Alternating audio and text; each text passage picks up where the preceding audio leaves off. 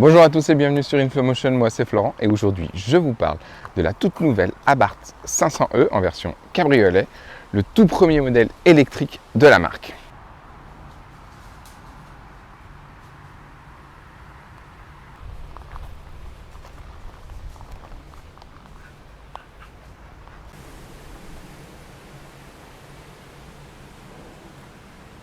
Beaucoup ont crié au scandale en voyant que Abarth se lançait dans l'électrique, mais franchement, je trouve qu'ils ont très bien travaillé. Je vous montre ça en détail. Je trouve le dessin des jantes vraiment magnifique, avec le Scorpion Abarth en plein centre, bien gros, bien visible. Le Scorpion qu'on retrouve sur l'aile arrière de chaque côté, avec un petit éclair qui le traverse pour montrer que c'est vraiment une version électrifiée. Abarth a complètement revu la face avant. On a des boucliers beaucoup plus agressifs, beaucoup plus massifs. Et ce n'est plus le nom 500 qui s'affiche sur le devant, mais vraiment la marque Abarth avec le logo qu'on retrouve sur le bord du capot.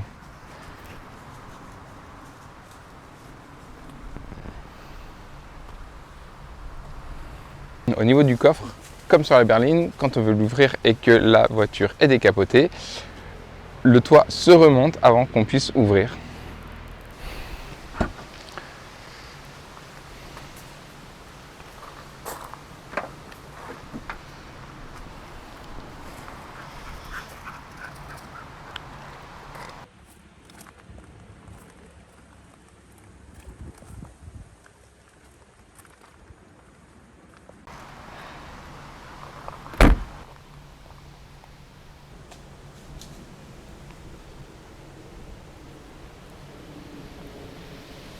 On l'a vu, Abarth a su donner une véritable identité propre à la 500 en point de vue extérieur. On va maintenant voir ce que ça donne à l'intérieur.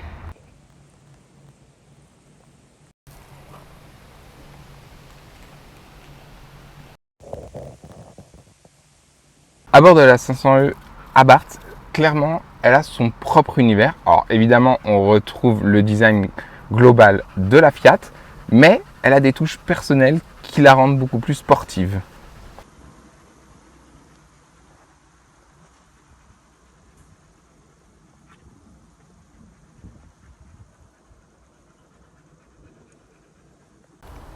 Le volant et le tableau de bord en Alcantara, vraiment ça aide à une touche de sportivité vraiment bienvenue.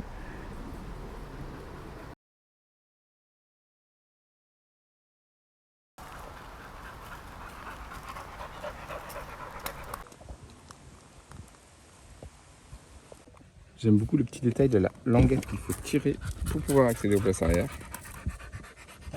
Avec le dessin du scorpion dans les sièges, aussi bien à l'arrière qu'à l'avant. Quand on va dans le réglage de l'écran, dans la partie fonction électrique, on peut activer une option qu'Abarth a créée qui est un faux son.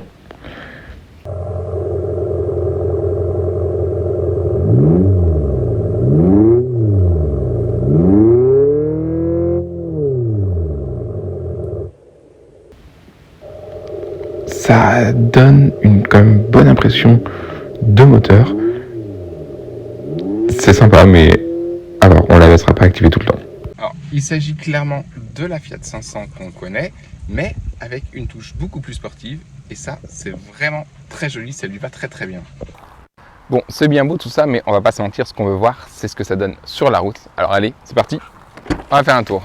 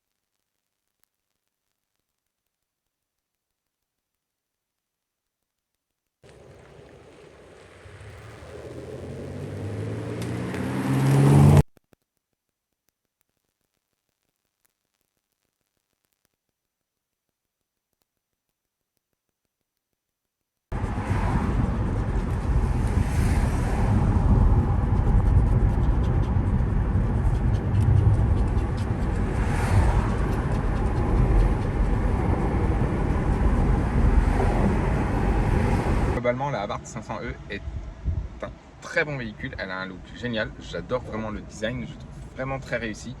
Par contre, ce qui est dommage, c'est qu'elle n'est pas plus sportive que ça. Pour une première 100% électrique pour la marque, j'aurais aimé quelque chose de beaucoup plus radical, beaucoup plus travaillé.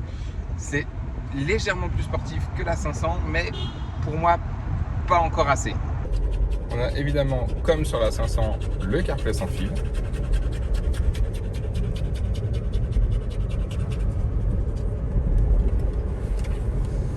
Franchement, pour moi, la version cabriolet, c'est vraiment celle qui est le plus appréciable. Je suis totalement team cabriolet.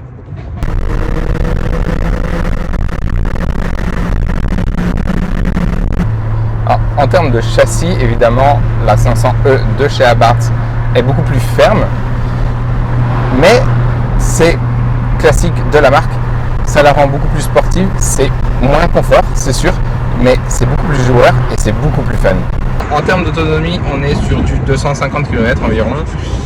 Clairement, c'est pas une voyageuse, mais en même temps, la Abarth 500 n'est pas faite pour ça.